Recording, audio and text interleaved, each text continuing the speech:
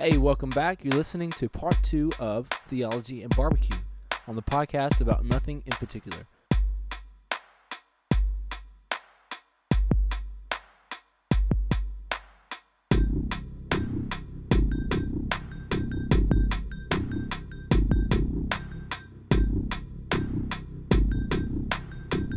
So sometimes I listen to the Liturgist Podcast, which is the hosts are pretty much heretics. they're like agnostic. Most of them are atheists. Former Christians though. Definitely, they're all evangelical Christians. And still wanting to talk about some of the Christian themes and things. Christian themes.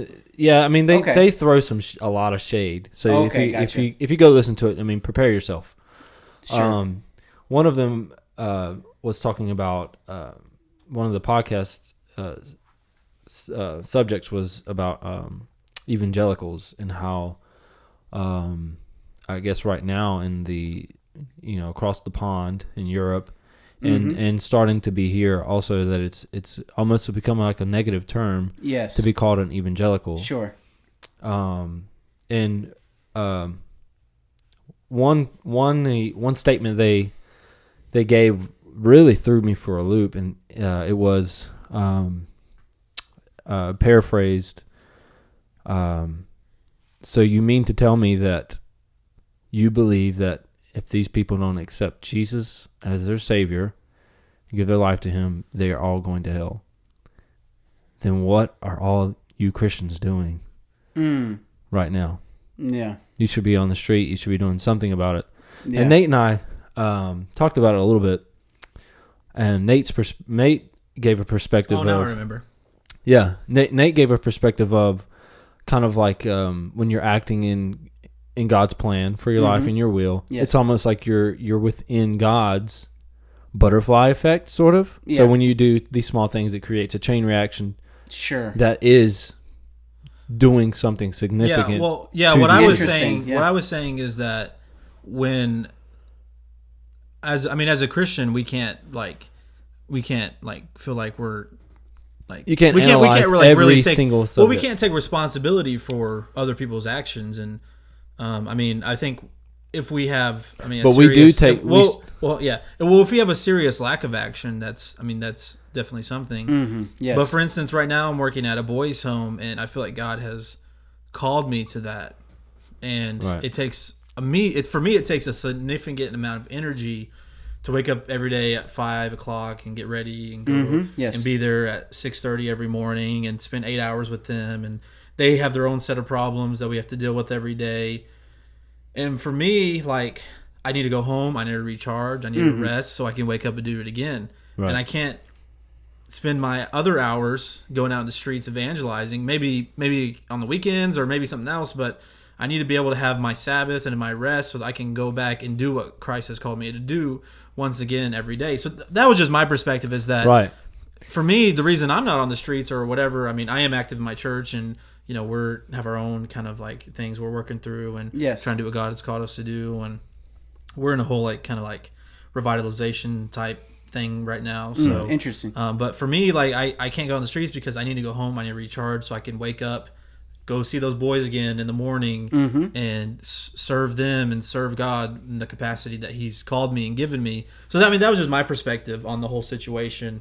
Obviously can't answer for everyone else, but I can only answer answer it for myself at least. So. And like I said, their perspective is not necessarily on a bucket on the side of the sidewalk with your Bible in hand, throwing religious slurs at everybody.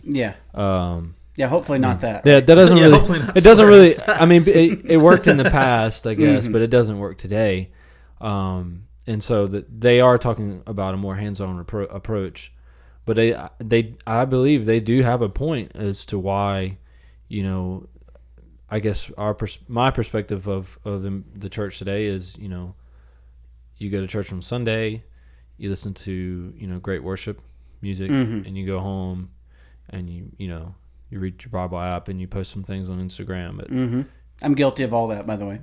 Yeah, right. Not to say all that's bad. That's not to say that all that's not. It's not to say all that's bad, but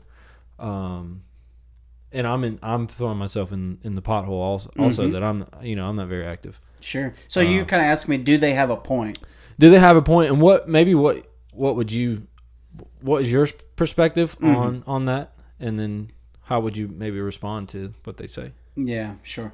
Yeah, so there's a few things. Let me break open the first thing, just on evangelicalism. Right.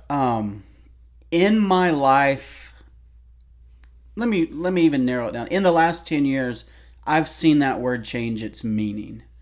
When I fell in love with the word evangelical, I fell in love with a tradition in Christianity of people who have a high view of Scripture, who have evangelistic fire, who feel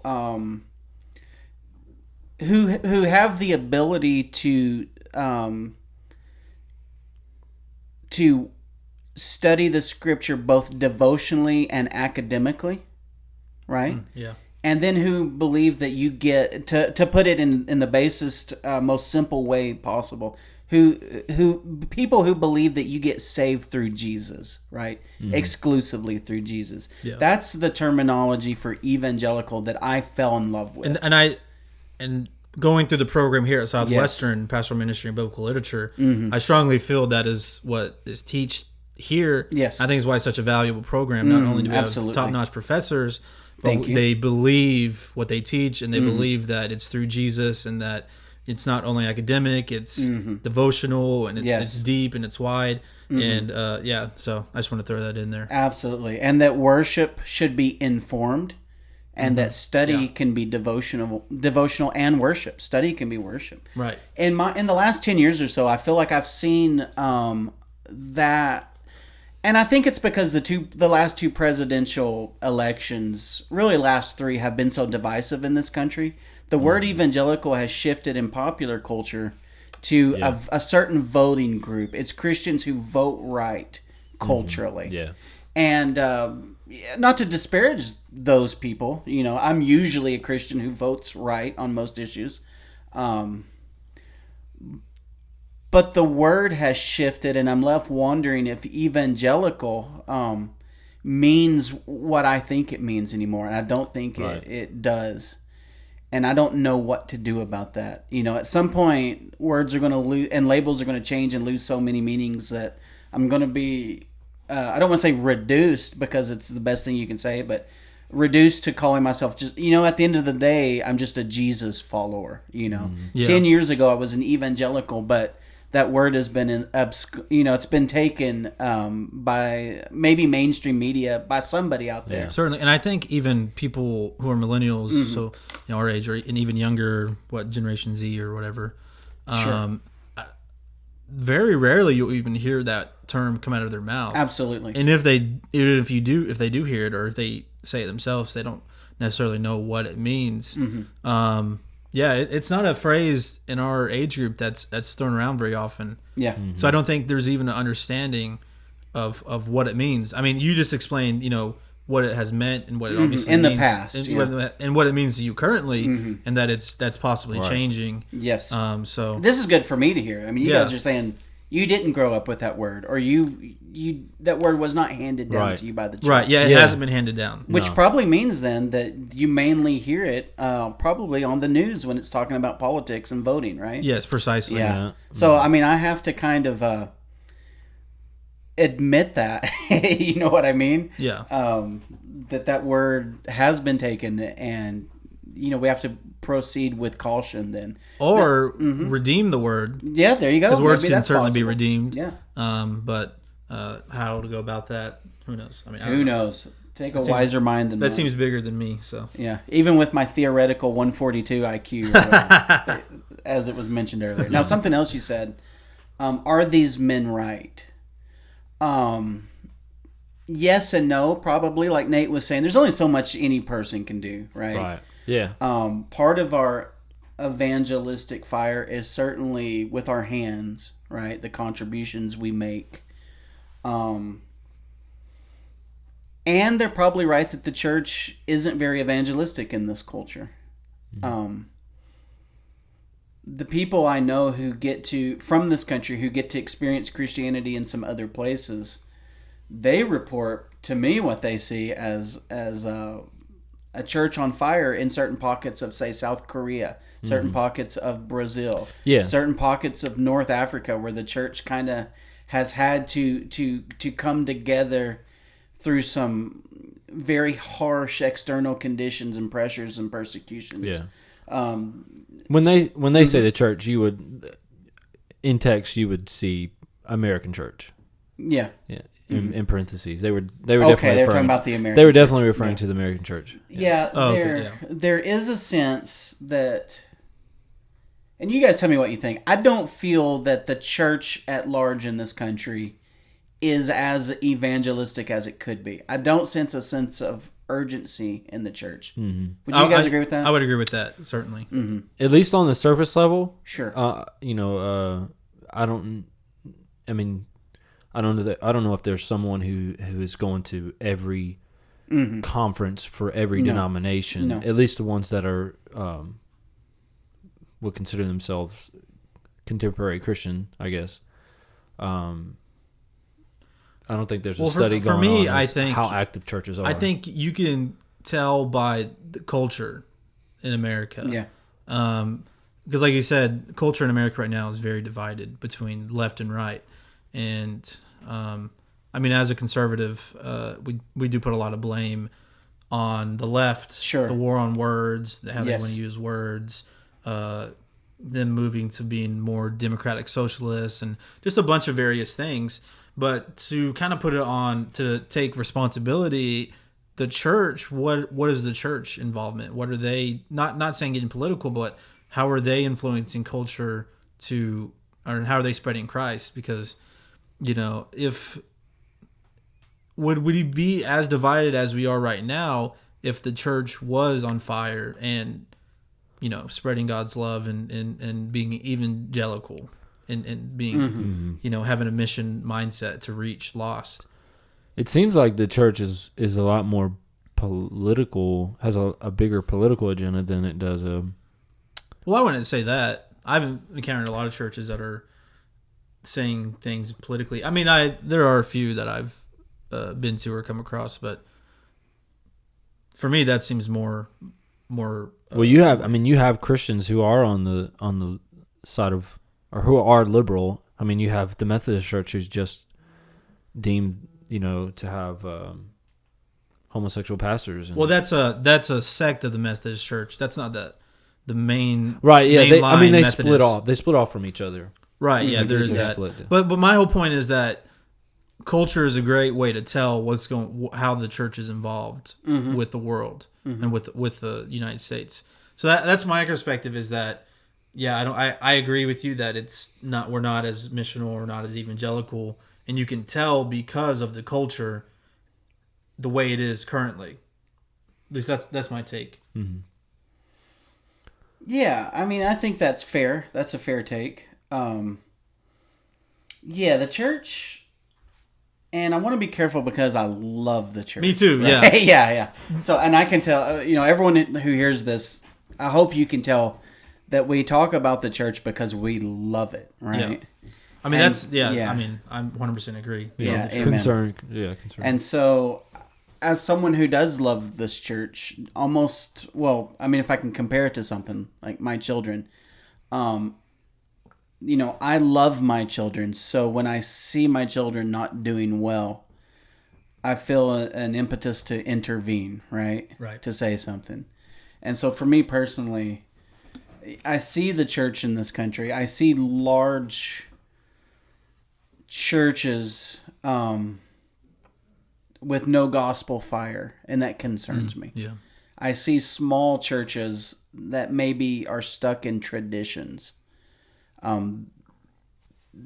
with an idea of that yesteryear was better. If we could only have that again, that concerns me. I see churches that have a really business-oriented church growth model.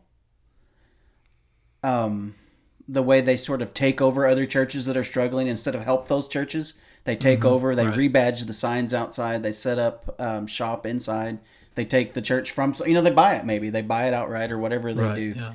And so I see churches operating as little business empires. With almost like Best Buy opening a new Best Buy in a new town. Well, this church will open whatever its name is, East or South or Southwest or North, you know what I'm saying?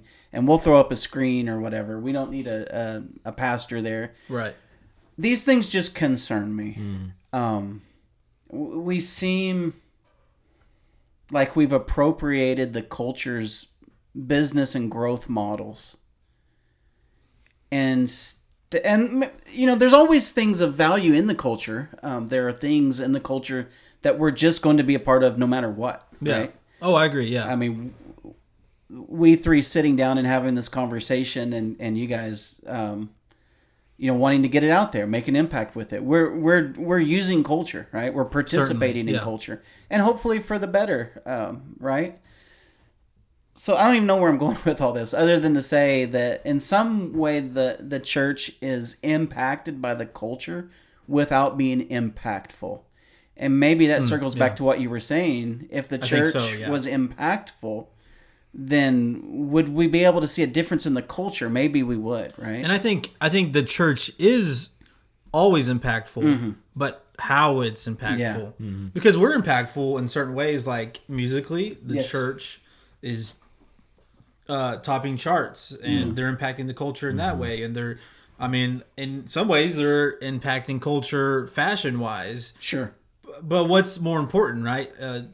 Having values, Christian values that are making the culture better. Because the fact of the matter is, the United States is so great because of Christian Judeo values, but we're kind of seeing a move from that right now in American culture, especially with young people. They don't value a lot of things that have been valued for so long in America. Yeah. So we're seeing a shift from that, as well as a lot of young people wanting to go towards socialism and stuff. But we're not going to get political. Socialism sucks. Yeah, it does. I agree.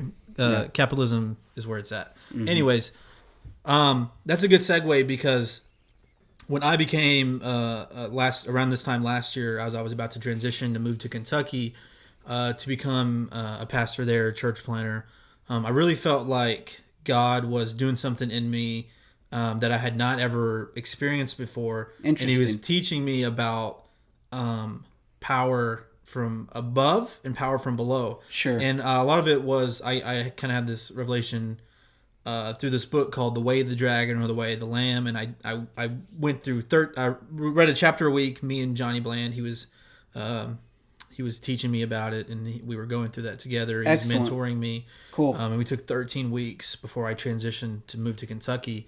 And it's all about examining oneself to see where you gain your power from. And as a Christian, and as a someone who is in church leadership, it was so impactful and important for me, because I realized that a lot of times growing up, what I wanted was power from below. So, and that power from below was my speaking ability and my, the general church attractiveness and all these different things that made the church so cool or whatever. But the way from above, which is Christ's way, is power through weakness, because Paul talks about power is perfected in weakness. So instead of leaning into your strengths, you actually lean into your weakness, so Christ gets all the glory. Because if you were able to do what Christ has called you to do in your weakness, he gets all the glory. And that's something that, for me, I'm concerned for the church, is that, are we leaning into our weaknesses, or are we leaning into our strengths? And God's given us abilities and gifts that we should be, engaging with and being a part of. But I think a lot of times, and I had to first examine it myself before I could examine it outwards. And I saw myself, that's what I wanted, was power from below. Yes. And there's one story in it that I want to share. Absolutely. One of the people they interviewed, because they interviewed several people, Dallas Willard and Eugene Peterson. Oh, great. And all these great minds. all these different minds and great theologians, and just current, I guess you would say, current church fathers. And, good way to put it. She told the story. She was at a church conference, and some pastors were bragging about how many and they had in attendance, and she saw it for what it really was, and she said, "This is demonic. What you're doing is demonic." But no one would ever view it that way outside of her thinking. But it truly is. I mean, a lot of things we do are from the way from below, and it really is demonic. And that stuff is what scares me for the church. Yes. And makes me want to serve Christ from the way from above even more, and serving from weakness. Amen. Yeah. Which not a lot of churches want. No. It's a vanity. Those are some great ideas. I need to read this book, it sounds like, because it's right up my alley. Oh, yeah, it's awesome. Yeah.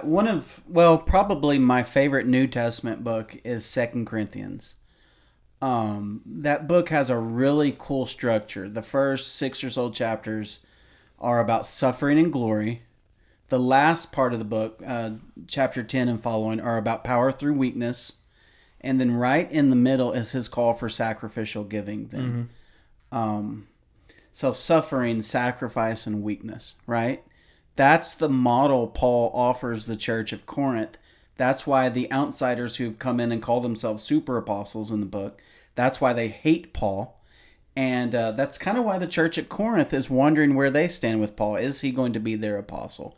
Are they going to give to his mission? And it's funny, you know, that letter's 2,000 years old, and here we are in the 21st century, and it's just as scandalous today, right? In our culture. Yeah, it's just as scandalous to say, you know, the operating model in the economy of God isn't self-sufficiency, self-aggrandizement and all these things. It's suffering, sacrifice, and weakness. No one wants to hear that. And what you're talking about is appropriating a model that's wholeheartedly biblical. But as you've probably come to experience, and as you and I will continue to experience, once you try to go that route, in our culture, that's radical. And it's not going to be accepted by mainstream Christianity. And so we're going to be tempted to abandon it over and over again, right? Right. And so I try to get my journey to appropriate these values from 2 Corinthians and Paul and the things you're talking about, the way from above. I love that. But I'm constantly having to rededicate myself to that. Yeah. Oh, me too. Because it's so easy to turn back and just go absolutely the other way. You know, there's churches recently that I've, applied to. And kind of in my heart, I'm like, okay, how can I look the most impressive and attractive? Yeah. And then I did apply for this one church recently, and I was like, you know what? Like, they kind of talked to me a little bit. And I was like, I'm not impressive. I'm not really what you want, but I just have to be obedient to what I feel like God has called me to do. Mm-hmm. And I feel like God called me to put my application in, and, you know, what happens. But I just basically, you know, told them what I'm about. And, you know, I don't want to say what church it is, but I mean, they haven't contacted me back. And I've tried to get in contact again, just to kind of, you know, follow through and see what happened. But I mean, you know, I'm not saying that I don't know explicitly what's in their heart, but I can kind of conjure up or figure out, you know, I can put the pieces together a little bit. It's left you guessing though, right? Yeah, it just naturally leaves you guessing. Sure. I think that's just wise. You know, I've been down this road as both a minister and a professor, though I consider this ministry, as you said earlier, you know, this ministry too. We have this culture where you have to put your best foot forward and even an unreal foot. You know what I mean? Right. I'm this great, I'm this well, if you will. Mm-hmm. And I was real blessed coming here. You know, Professor Young, which was my first contact at this school. You know, I just kind of could communicate. I'm kind of a crackpot. You know, I'm not well. I just promise you, I'll do my best. And fortunately, I had 6 references that all did my bragging for me. You know, like, this guy's authentic. You can trust him. He's not a liar. Mm-hmm. They love him in the classroom. All that stuff. So I was blessed. You know, God took care of me, but I'm kind of here because this is the place that was okay with me just saying, you know, kind of what you see is what you get. It's hard not to be attracted to authentic vulnerability. Yeah. Our generation definitely wants something authentic. Right. Yeah. Shout out we love Professor Young as well. Absolutely. One of the most, keeps it real. Authentic. Keeps it real. Oh, yeah. I love Professor Young. What you see is what you get. Oh, yeah. I'll take that every time. Yeah. You mentioned church, though. I've wondered, am I going to pastor again? I don't know. And I ask very natural, and I'll put those words in quotes, natural questions. Am I good enough to both teach and pastor? Would I be willing, if God directs my journey that way, would I be willing to set this down and go do it? I think I'm doing what I'm supposed to be doing, but I also wonder about ministry in the church. I teach at church and I help and I show up at things. Yeah. And that's ministry, but you know what I'm talking about, ministry, right? And I've wondered, like, the next time, I'm not the same man I was in 2008 when I left church, the church I was pastoring, to go do PhD studies. I've hit the wall a few times. I've been depressed several times since then. I've moved further down the road a little bit. I'm more confident in myself and less confident in myself, if you know what I mean. Yeah, certainly. I've lost my mind a couple times in PhD studies, especially, but in some other ways, I've just kind of God has shown me my inadequacy and His adequacy on my behalf, if you will. And I think if a church ever were to ring me up and ask me if I was interested, I'm just at a point where I would have to tell them, you need to know whom you have called. Yeah. And that's a very broken man. A man who's just dedicated to the Bible, a man who's dedicated to prayer, a man who will try to visit and help and lead and love, but a man who's very broken. And that's one thing that I've asked myself ever since the church plant. I use this word kind of loosely, failed. Sure. Because a lot of people are like, no, you didn't fail. You got to try. I mean, at the end of the day, if you could say, it failed because we didn't fail in quotes, right? Yeah, in quotes. So one thing I've asked myself several times since then, is there a church is there a place for a broken pastor in a church? Because ever since I was 12, I felt called ministry and pastoral, being a pastor. But I often ask myself, will I ever do it again? Because is there a place for a broken pastor in the American church?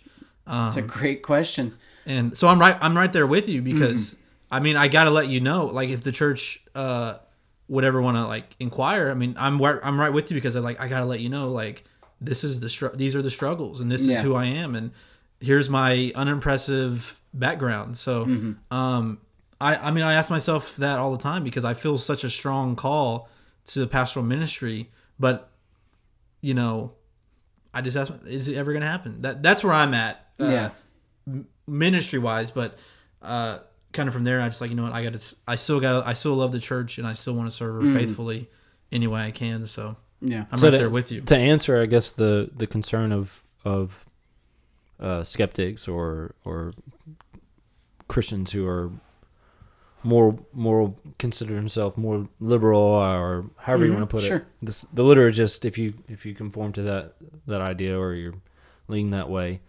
would you say that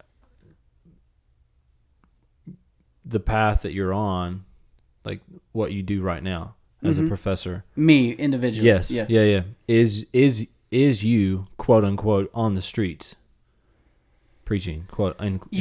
That's a great question. Let me take, you and I know each other now. Right, yeah. You were a friend even while you were still a student of mine, and you're certainly a friend now. But, we've had a lot of discussions about being missional, and about this time last year, I believe you had a class called Apocalyptic with me. Yes.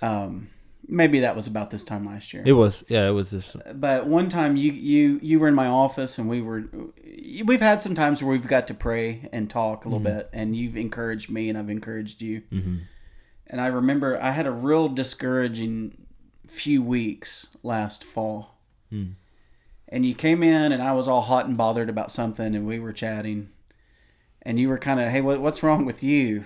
And I don't know if you remember this conversation, but I talked about how I felt like, God was really blessing my teaching here and my relationships. Mm-hmm. But I felt like it was so busy. It's so demanding on my time here that I couldn't be missional. That I was all the professional stuff here, and I couldn't be out there being missional. Right. And I remember you just asked me, you said, well, like when I come to meet with you, you said, isn't that you being missional? Do you remember this? I do remember. Yeah. Do you remember what I did? I just put my face down in my hands. Do you remember that? You said, "Isn't this?" I don't remember your reaction, but I remember asking you. I remember the conversation. Funny. Yeah, it touched me. And it affected me. God used it, and I think I put my my face in my hands, and just kind of shook my head, and just sort of. I could have laughed and cried at the same time, but instead I think I just breathed in and out of it. And I remember raising up my head and I said to you, I think God's using you right now to speak to me. And so to answer your question, sure, I understand their critique. The church isn't out there on the street 24/7 preaching the gospel. They want every individual Christian to put the world on their shoulder. Yeah. And we can't do that. No, they need to understand our perspective that it's God's mission, and we trust Him with His mission. But we do need to participate in His mission, and He's called us to a specific. If I can compare it to something, I have a friend who pastors right now, and he feels called to something else because he's doing like 4 different ministries. And so he's been pastoring a little church, but he doesn't want to leave it. And this isn't someone around here. It's someone I talked to by phone. Mm-hmm. But, it's just like, I don't feel like I'm supposed to be there, but I don't want to let go. Someone's got to be there to help them and preach every week and serve. And I didn't know what to say, but I felt right in saying this little bit. I said, that's God's responsibility. He raises up the shepherds. So good. If you feel Him leading, you're obviously doing too much. You can't do 5 jobs for the kingdom, right? Mm-hmm. You can only do what you're called to do. That will require sacrifices. Yeah. You trust God to take care of His churches and His kingdom, right? And so I think that's a perspective. Outsiders can criticize us for not being 24-hour street preachers. Mm-hmm.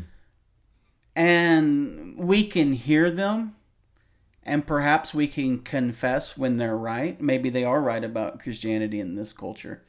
But also, they just don't have the perspective that we have as the body, where we've seen God flex His arm and take care of His kingdom, right? Mm-hmm. Now, yes, we need to be more evangelistic in this culture. And we need to lay down at the right time at night and sleep through the night and let God be God, right? Yeah. And we need to make the first thing first in each of our lives. We have a main place God has called us to at any given time, and we need to do our best at it and get our hands dirty and make sacrifices and then rest and laugh and cry and eat and have fellowship and worship. You get what I'm saying? So I'll only hear outsiders so much on a topic like that, right? Mm-hmm. So yes, they've been heard. We do need to be more evangelistic in this culture. And yet, we trust God to do His mission. We get to participate in it. Does that answer your question? Did I answer what you were after? Yeah. Okay. I think so. Yeah. That really came full circle. So yeah, it did, didn't it? Awesome. Okay, so let's talk about barbecue. Yeah, that's a great topic. Yeah, that was a good heavy session. So you've been around. You've lived in a few different states. Yeah, Arkansas, Missouri, Texas, and Oklahoma. Right. Mm-hmm. Before we do that, do you consider Oklahoma as a Midwestern state or as Southwestern? I can't tell half the time, right? I always grew up thinking it was a Midwestern state. Yeah. And to me, it still is. It's a Midwestern state. But people think Illinois. Yeah, there's a region of sort of the eastern half of Oklahoma, North Arkansas, western Tennessee, like the Memphis area. Yeah. Northern Mississippi, southern Missouri, maybe southern Illinois. There's a region that some folks call the Mid-South. It has, it's the South, but it has some real Midwestern influence. Right. And I can kind of see that Mid-South. I like that Mid-South. Yeah, yeah. I'm going to call that. It kind of works, doesn't it? Now you get west of OKC and you start getting into the southwest part, right? Right, yeah. Certainly. Yeah. Certainly. I mean, you go far enough, there's 6-foot cactuses over there and stuff, right? When I drove out to Red Rock Canyon State Park the first time, it was the first time in my life I saw real tumbleweeds rolling across, like not little ones, like little dust bunnies, but big, like 5-foot tall tumbleweeds rolling across the plain. So yeah, southwest out that way at some point, but maybe Mid-South. Anyway, go ahead, Adam. So you living in different states, yeah. What would you say the best barbecue? Which one has the best barbecue? Oh, I'm so scared. Other than your people, own. This home. is religion to people. Yeah. Oh, it is in North Carolina. Yeah, I know. I don't really live there anymore. I mean, my family still lives there, so I consider it my second home or my first home. Sure. When I am living there consistently, I will say that North Carolina has the best barbecue. You know, if I ever go out to North Carolina, I'll consider it an absolute failed trip if I don't partake of an entire roasted hog that's been shredded up. And you know what I'm talking about? I know I know you've seen that out there where they roast a whole. We do that at my home church all the time. Roast the whole thing and shred it all together. The whole thing. That's bizarre to me. That's a lot. Instead of a pulled pork butt, you're pulling apart the whole hog. You got mixing it all together. It's some cooking events you have at my church. You go out there with the guys, the older men. And yes. There's 2 hogs sitting on these giant. Oh yeah. I thought that was just like in Hawaii or something. Everything. It's they cut the hooves off and stuff, but no, give me the hooves, man. So you've tried all those kinds of barbecue though? Yeah, I haven't had the whole hog yet, but I've had pulled. I make pulled pork. Yeah. So what's the best? Is what you're saying, right? What do you think is the best? Because there's a difference between North Carolina and South Carolina. South Carolina is a more mustard base, which is they have vinegar. Good, but it's good. They have vinegar in there. Though. Our North Carolina is we have a mustard vinegar and we have a red sauce vinegar, which is spicier. Yeah, and that's my so North Carolina they use vinegar. We have vinegar based, mustard based, and here would be what based? It's Oklahoma's interesting. It's like a sweet base. Yeah, and it has a lot of Texas influence. Yeah. With just the low and slow smoking, especially beef brisket. But it also has like some Kansas City influence. A sweeter sauce is usually available. In pulled pork and sandwiches and stuff like that. So Oklahoma's, it's kind of its own thing now. Yeah. So what's the best, right? Is what you kind of asked me. What do you prefer? Nothing wrong with a Memphis style. Where, they're basting the ribs and everything for several hours. They're mopping it, if you will. They call it a mop. All the little shops in Memphis have a mop. Where that's their name for their sauce that they're going to dip a mop in and baste it for several hours. Yeah. I've always liked the hot, spicy, sweet barbecue sauces in Memphis. But I like spicy for sure. Oh yeah, definitely. The spicy one is When I was in Kansas City, the first time I was in Kansas City, and I lived there 4 years. The first time I tried burn ends, right? The burn ends of the brisket, and it's soaking up all this sauce that it's smoked in. I lost my mind. That was good too. I lost my mind. So I honestly don't know what my favorite is. Arkansas. It's hard to choose. So what are you cooking though? Like what are you cooking on the majority of the time? Like what style? I would say, I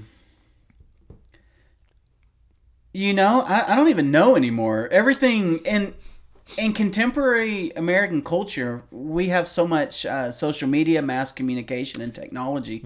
Things are starting to blend. So down in Texas, all the restaurants are mopping sauces on their meats, their briskets and stuff. They're doing this Memphis thing. So it's. So are you thinking we're losing a little bit of art in the barbecue? Originality, probably. Maybe, and yet there are these strong. It's hard to say, I don't know what's going on. It's all so good. Like when you go to Kansas City, it's distinctly Kansas City barbecue at some of the places up there. You go down in Texas, it's distinctly Texas barbecue. You go to Memphis, man, my goodness, it's Memphis barbecue, right? Memphis barbecue. And like when you go back home to the Carolinas, it's distinctly that. And there's even that's true. Yeah, the Carolinas is very distinct. Yeah, varieties there. I've heard Alabama has its own thing that's kind of just Southern barbecue, kind of Carolina influence. Yeah. But if you ask me what my favorite is, it's pulled pork with coleslaw on it. On a cheap white bun, the cheapest Walmart or Winco bun. You know what I mean? Oh yeah. I want the bun. I don't want barbecue any influence sandwich, from the bun. Yeah. Sweet coleslaw. Yes. Black pepper on the top of the coleslaw before you cram that bun on it. I can probably around lunchtime. And I know I'm going to a barbecue cookout. Yeah. I can probably put down 8 barbecue sandwiches. Oh, no doubt. I mean, I'll coleslaw. I would die. I would just die if I didn't stop. It's nuts. Get some fries on the side. Some crispy brown fries. Yeah. Some ugly fries. Oh, right? ugly Not fries. Some beautiful McDonald's golden fries. Something that, You want an ugly fry, Yeah. man. Ugly some pepper on fries. them. So you're obviously cooking your barbecue probably 99% of the time, right? Oh, yeah. Almost 100% of the time. So if you have to go somewhere out to eat barbecue, where are you going? Where are you going here in Oklahoma for I'm not real... Let me be honest with you. I've experienced burger joints more than I have barbecue here because... Really? Well, there's some great burger joints. Oh, man. This is the burger capital of the world. We can talk burgers here in a second because I got a long... Let me back up real quick. If you can just, in your imagination, picture that I have a family and I barbecue so much that when we go out, they don't want to do No, we're going out for something different. Right, sure. So I haven't experienced a lot of the barbecue. Okay. That's just being honest. Yeah. So now that I've said that, when we do go out, I tell you something I've fallen in love with, and that is an Okie onion burger. Oh, man, yeah. The burgers in this town are nuts. They're great. They are absolutely nuts. Because, I mean, my favorite place is Paddy Wagon. Have you been there? I haven't even been there. You got to go to Paddy Wagon. Haven't even go been tomorrow. there. It's off May. Okay. And you make a right, and it's right you across. Say go tomorrow. I just may, brother. It's just so good. May. You go to May. That's not the only. They have like a few other locations. There's only one Paddy Wagon. Oh, there's one now. The person who started Paddy Wagon, it's an old Whataburger. Mm-hmm. Okay, cool. He unfortunately he had brain cancer. He passed away, but they've stayed true to his recipes in the way he does it, and it's maintained. I can vouch. It's a good. It's great. It's the best great. one. The bun is some kind of, I don't even know. I don't know the technical terms of these things. Yeah. It's just great. It's just really, really good. But I bet you like Tucker's. I've been there, and I'll go to Tucker's any day of the week, brother. It's great. It's great. It's a little bit of an upscale take on an onion burger. A little bit, yeah. Meaning that they use good quality beef and probably good cheeses and all that. Because you know the history of an onion burger, right? Absolutely. I've been educated. They're great. Going back to Depression days. Yeah, Depression. And you cut onions into the cheap burger. Because I used to live in El Reno, which is like the onion capital or the onion burger capital of the world. What's the place there? Everyone tells me I need to go. Probably Sid's. Yeah, that's it. You got Sid's, you got Roberts, you got... Where should I go if I go out there? I'd probably go to Sid's. I mean, it's really good. It's classic. Yeah. I'm pretty sure it's cash only, so. Okay. But no, I used to go... So, the thing about El Reno, I talked a little bit the last podcast. Yeah. Or a couple podcasts ago. Like, the school used to be really poor. Mm-hmm. And the cafeteria was like... Could fit like 30 people in like a 5A school. I kid you not. So, there were all these onion burger diners... within walking distance. So I would go to Sid's and I would get something. Robert's is also really good. Okay. You got Joe's. You got... but you're saying if I go and I want to experience an El Reno onion burger... I would go to Sid's or Robert's. Okay. Robert's is more like dingy, like... Okay. Diner. It's a dive. Yeah. Robert's is pretty cool. Mm-hmm. But yeah. Also, I think in May they have the Burger Day. Yeah, I heard about that. That's the giant pretty cool. burger? The giant burger. I could get my basketball I haven't team heard served anything that about once. that. Although I skipped that day because it's like it was like a reward. Like, oh, you guys get to serve the burger on Burger Day, but it was not a reward.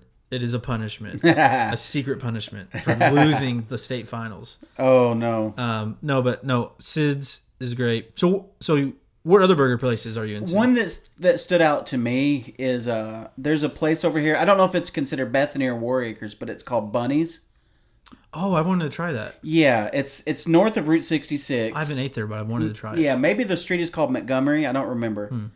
But it's kind of over by Cajun King and all that stuff. Oh, okay, yeah. Right. So Bunny's is, man, just a good sloppy burger, right?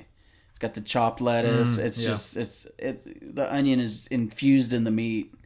The bun is just simple. Oh, it's so gangster. We like to do that a lot in North Carolina also. Yeah. Is put some onion in the meat. In the meat? Really? I didn't know that. I'm not sure how I feel about that because that's it's like almost creeping like on meatloaf territory. It is. It's I don't know how they make it, but it's a real peppery, cooked all the way through. Maybe a little crispier than what people like it. Gotcha. I'm talking about this is how they cook burgers at my church.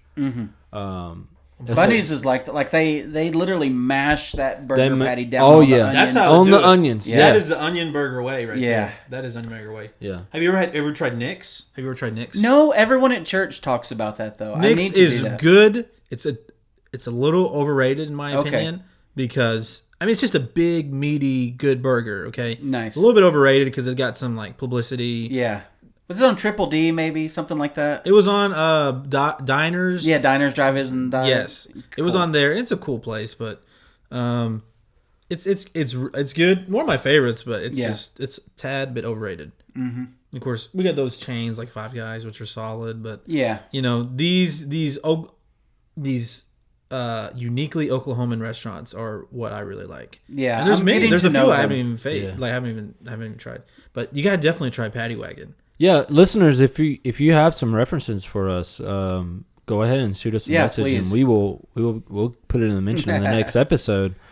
Favorite burger joint, favorite barbecue place. Yeah, and make sure it gets back to me. Yeah.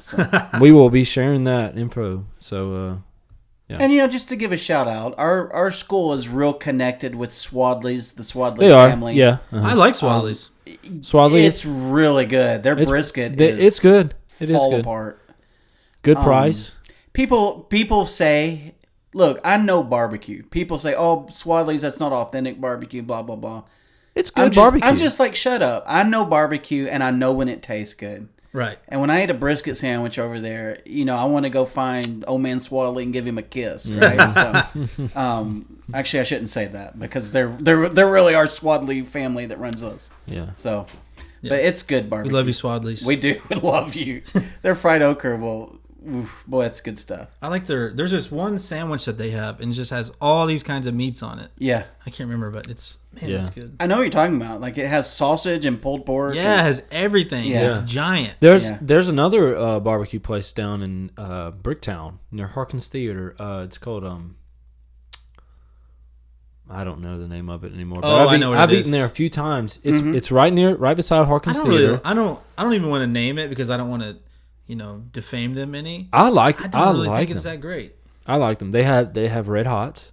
Okay. They got some Red Hots there, or they have in the past when I've ate there. I like it. That's good. Have you ever tried Bad Brad's? Oh yeah, definitely. I've had their pulled pork. Really good. Yeah, my son worked there for about a year, so he was bringing home. I would send him money, like, hey, send home some pork. Nice. So the one in Yukon. Apparently, there's another one up in Stillwater, but they're no longer related. They're independent. So really? Yeah, so they don't have the same menu or something like that. Oh, weird. But the one in Yukon, it's legit. They take it out and smoke it all day until it falls apart. So that's the real deal. Yeah. Awesome. So we do got a question. We have a question from one of our Instagram followers, and his name's Jeremy Spencer, and he asked, "What is your favorite Queen song?" Queen song. There's so many good ones. That movie's coming out about Bohemian Rhapsody. Rhapsody coming out next month. That looks great. First of all, let me say that I honestly think Freddie Mercury must be the greatest rock singer ever. Well, I don't know. I mean, you guys both know music. I mean, he's incredible. His voice is absolutely incredible. Yeah, there's so many. He's insane. Yeah, He definitely. I think he stands head and shoulders above all in his genre. Yeah. There's so much influence. I'd say him, lead singer from Kansas. Yeah, John Elefante. He's really underrated. John Elefante is a stud. His vocal range. Absolutely. Both of their vocal range is unbelievable.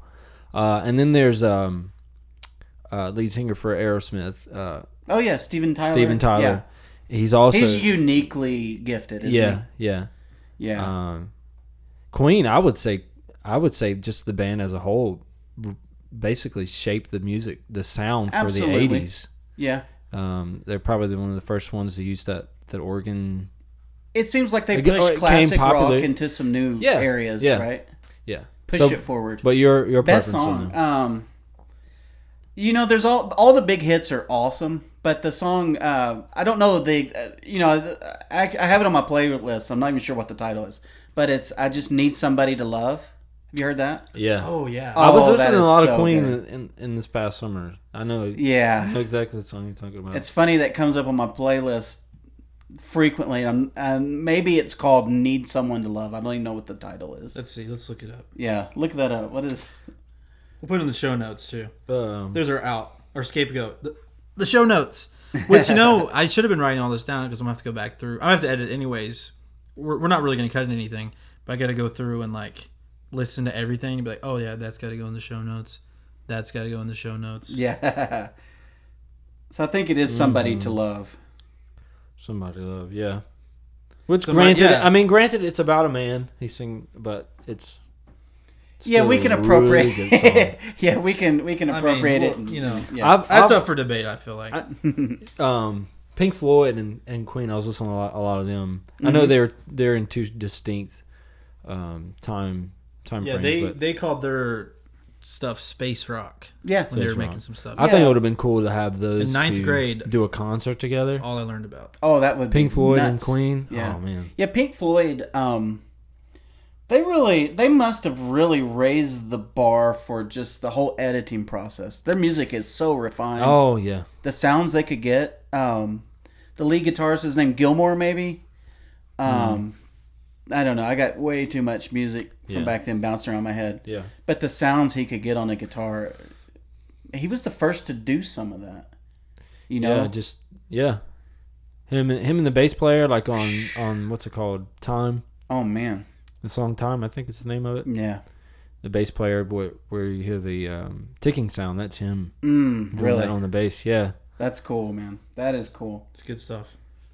Cool. So to transition, this is how we end the podcast every day. Okay. Or not every day, every time we record. This is the things we like, things we hate segment. Excellent. So essentially, we just talk about some things currently that we liked or had enjoyed, and then some things that we have hated recently. Yeah. So, Adam, you want to start us off? You want me to start off? I'll go ahead and say the things I hate. I hate having to use the bathroom, having to really have to pee in the middle of the night. Adam takes a very different approach than I do. I'm like, I really hated this Sour Patch Kid that I had or something, or I really hated this experience, or this product. He takes a whole new approach. I just really hate having to get up in the middle of the night. I usually don't mind, but I sleep on the top bunk, so I have to crawl down and then also crawl back up. It's just too much work. Because we're roommates. And by the time I get back up to the bunk bed, I'm halfway awake, and I don't want to do that. I like peeing when I'm halfway asleep, so I can just go back to sleep a lot easier, Yeah, I hate disturbed sleep too. That's a good one. Yeah. What else do you hate? What do you like? You have anything? That's about things I like. I'm really liking Forza Horizon 4. Okay. It's an Xbox game, Xbox One game, exclusive. If you like cars, it's a great game. So that's for you Xbox fanatics out there. Okay, so things that I like. Oh, I should have been more prepared. Oops. No, so there's some things I like. Obviously we talked about it today. The Way of the Dragon or The Way of the Lamb. Yes. It's a book by, let me pull it up. it's an incredible book that is, I mean, it has impacted and shaped my life in dramatic ways. And I'm really thankful for the authors and them writing it. Nathan's tried to get me to read it a bunch of times. I bought it for you, so I haven't read it. So I'm reading poetry right now. So, ooh, what are you reading? This could be a thing you like. It is a thing I like. Yeah, so I'm trying to read a lot of poetry about just humanity, the broader perspective, at least in our society, our culture. So you're mixing it up a little bit? Yeah, so I want to be able to lyrically write about my personal experiences, and hopefully that will, relate to the larger experience, humanity's experience. Yes. So I just want to be able to communicate lyrics better. So. So yeah, The Way of the Dragon or The Way of the Lamb is written by Jamin Goggin and Kyle Strobel. Okay. So that's is one Kyle thing. kin to Lee Strobel? I don't know. That's a good question. Lee Strobel, I think he wrote The Case for Christ. Maybe. That's okay. I don't know. But they're both academics, and they of course we talked about the book earlier. That's one thing that I really like. Another thing that I like recently is this product called Better Back. So essentially, you have this little pad on your back, and it has these straps, and it goes to your knees, and it's supposed to correct your it's supposed to correct your posture. So you can do that a few times, maybe like 30 minutes a day. It's supposed to correct your posture and have you sitting straight, walking straight. That's been a really great product that I've liked recently. And you can say the things you like, and then we'll go to things we hate. So. Okay, cool. I got a few things that popped up in my head. You mentioned some gaming, so Breath of the Wild. I've heard of that. Yeah, we have a Switch at our house, so it's the newest Zelda game. The newest Zelda game. Oh, yeah. It's I've insane. heard about that. There's so much. Yeah, so I fell in love with that. Yeah. I stretched it out as long as possible, so I spent like 4 months before I quote beat it. Right. Beat it. But it's I'm playing gorgeous game. I'm playing Witcher 3 right now. Interesting. I don't know if you've ever heard of that, but it's. I know of the franchise, but we've been stuck on like Nintendo products for a while. So there's a show. They're making a show about it now, or they will be. A movie or a TV show? A TV show about. Dude, Witcher is just too much. Is it? That's just too much, man. Too much awesome or what? Too much. It's a lot. Okay. It's just a lot. It's a big immersive game. Every just about every decision you make within the storyline. Oh, okay. Has a consequence. Gotcha. So. Well, something else I like. I read a lot of fiction, and right now I'm in a series called the Stormlight Archive, which is by Brandon Sanderson, and so I am in love with this author's work. He wrote a trilogy called Mistborn, and then he wrote a second Mistborn trilogy, so 6 books in that series. And this series, the Stormlight Archive, the first 3 books are like 1,000 pages plus. And so it's going to be an enormous series. He thinks he might pull off 10 books in this series. Seriously? Yeah. So I'm in book 2 right now. It's called Words of Radiance. And I just go to bed every night reading that series. Does that give you like the most wild dreams? Maybe so. I dream like a nut, man. Just crazy dreams. So maybe so. Maybe it's impacting me. So, and I like Infinity War. Oh yeah. Oh yeah. That was a good thing this year. Yeah. That was a great thing. Marvel There's so much to it. There is. It's good stuff. There's a lot of gifts and means coming out explaining the small parts of it that you might have missed or overlooked. Small details. Yeah. Oh yeah. There's a lot of small details. I don't know how they pulled that off. It feels like there's 1,000 characters and they did it so crazy that this has been the 10-year process. To get there. Finally. Yeah, finally. And now they still have more. I mean, they'll probably drag it out in 5 years. I was barely a teenager when these movies started coming out. Oh, stop it! I was past being a teenager, so don't make me feel too old. I'm young at heart. Like 12 or 13. What was the first movie that came out? The first Iron one Man. was Iron Man. Yeah. Iron Man 1. Yeah. Oh, watched that recently. Yeah, I was about 16, 15 when they came out. Yeah, it's 2008. So 2008 when they came out? I think you so. were 15. 2008? I was 15. Like 14. I was 15 in 2008. I don't know how I'm like 2 years younger than you, so whatever 15 minus 2 is, I don't know. Yeah. So, thing that I hate, or did you have any more things that you liked you want to share? Well, I could go on and on. I'm a pretty happy guy. I like a lot of stuff. That's good. Yeah. So here's the thing that I hate. So this week on Monday or Tuesday, no Monday, I signed up. Well, I signed up on online to drive for Amazon to be delivering packages. Amazon Flex. You basically use your car, do like 3 hours delivering, get $54. Yeah. You know, a little way to make extra money. Mm-hmm. And I was like, oh, this is gonna be cool. I can maybe do this a couple nights a week, make a little bit of money. This could be cool. So I go there, I pick up the packages. I'm like, okay, this is cool. No big deal. Put them all in my car, get them kind of organized. I'm like, all right. The app takes me to Piedmont. I'm like, no big deal. I'll go to Piedmont, knock these out, go home. It'd be good. First of all, I forgot my charger wasn't in my car. Just kidding. I looked at Adam and scolded him with my eyes. Just kidding. No, he's been using my charger. Not a big deal. So like, okay, I'll maybe just. Well, one of them you had taken to church and left it there for a month. So I had really. Not that you're dwelling on that. Yeah, I'm not dwelling. Nah. So no, my phone was like gonna die at some point. I was like, that's not a big deal. Worst case, I'll just run to supermarket or whatever, just pick one up like for cheap. So no big deal. So I'm going, and as I'm going to Piedmont, I go down this road, and it takes me to this dirt road. And I'm like, okay, this is maybe going to be a little challenging for my Prius. So I'm driving down the street. I'm like, oh, this is so bumpy. There's like some really like muddy spots. And it gets to the point where I have to turn around. Because if I don't turn around, I'm going to destroy my vehicle. Destroy my car, and it's going to be totaled. And like, that's not worth $54. So I turn around, and like, I'm like livid at this point in my life. I'm like so upset because like I figure I'm not going to get paid. I'm not going to do all this stuff. So I really, really hated Amazon for that and for putting me through all that. But I actually did get paid today for that. So it's kind of like a thing I like. It's the last thing I hate. I'm considering maybe trying it again. But overall, that experience was really terrible. Like surely that was they can't all go that way, right? They can't. I hope not.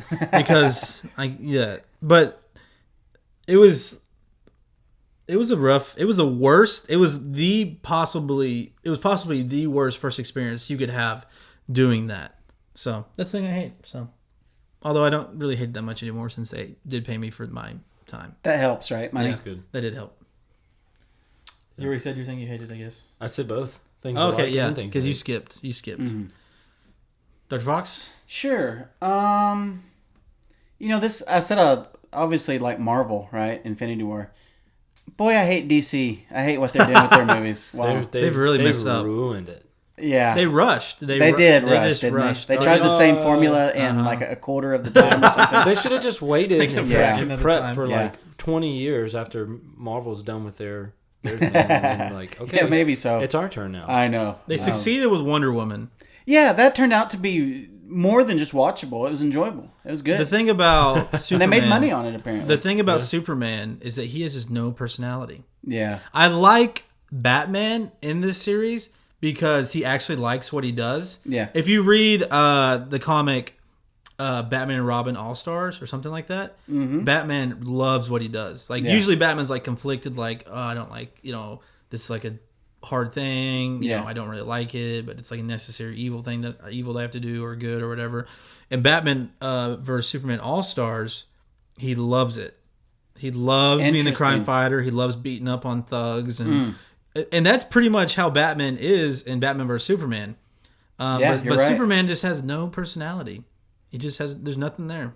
I don't know. Yeah, he's like a shell of a man who spits out laser beams. Yeah, he's never been the most interesting comic character to me. I've never understood how he's sort of the flagship character for all comic books. Yeah, I agree. I think Batman it's just his is powers. excellent. It's just, you can't defeat him. Shazam, right? Isn't that his name? Yeah, Shazam? Captain Marvel. Yeah, which is basically Marvel's. No, Captain Marvel is someone different. Yeah, so Captain Marvel is the woman. Yeah, so Captain Marvel is the woman. So both companies have had a Captain Marvel. DC's Shazam has also been named Captain Marvel. Right. Oh, And really? yeah. They've mixed. Yeah, I'm old enough to know. I almost got hate that you. I know Okay. that. You know what I mean? Okay. And then Marvel has had Miss Marvel or Captain Marvel. Captain Marvel. But it's also been a guy. Yeah, in that's a few right. comics. Yeah, It's also Captain been- Marvel way back in the Marvel. 70s, maybe 60s. Yeah. I'm not quite old enough to know that, Yeah. but the one that's coming out soon is in the movies will be a female. it looks interesting. It looks really interesting. Yeah, so I hate kind of what DC has done with their movies. Boo. What else do I hate? I hate NBA super teams. Oh, yes. Right? Dude, yeah. NBA has been kind of that Kind way. of a letdown, A lot of right? a lot of Warriors bandwagon Warrior fans will. Oh, Because especially you're a around big here. NBA guy. I am, longtime Celtics fan. I I'm lived happy for Celtics right now. Huh? I like the I'm Celtics. happy. They're looking Me good. too. It's I- like good. it's like finally they are on their yeah. feet, man. Yeah. Finally. They have a good coach. I Yeah. feel like he's the best X's. For a while, it didn't feel like coaches mattered in the NBA. And now it's starting to feel Brad Stevens raising the bar. Yeah. Feels like coaching's starting to matter. Popovich. Yeah. Yeah, I mean, Pop. Yeah, he was kind of the lone for a long time. He was like, this team, their coaching really Well, because matters. most players, everyone wants to be LeBron. And Yeah. if you're LeBron, you don't really need a coach. Yeah, he's kind of a coach on the floor even. Right. Yeah. Player coach, yeah. Something like Yeah. that. And so NBA super teams have, there's a real yuck. Mm-hmm. I hate that. I was lucky enough to be in Fort Worth, Texas, when the Mavs won the championship. I have 2011. yes, I have sweet. no idea how they pulled that off. Dirk. And they beat the Heat. And there was a 3-month run through those playoffs yeah. where Dirk was the best player in the Yeah. world. I don't care what anyone In says. that time, Yeah. 2011, that's when I Yeah. started playing I'm basketball. glad he got one. Yeah. And I modeled a lot of my game after Dirk. Yeah. Because of, He's one of my... I still do that that fade away. Yeah. Throw the leg. We all up. think we can do it, Adam, so I Yeah, don't know. I What do you mean you can do it, huh? I can do it unguarded.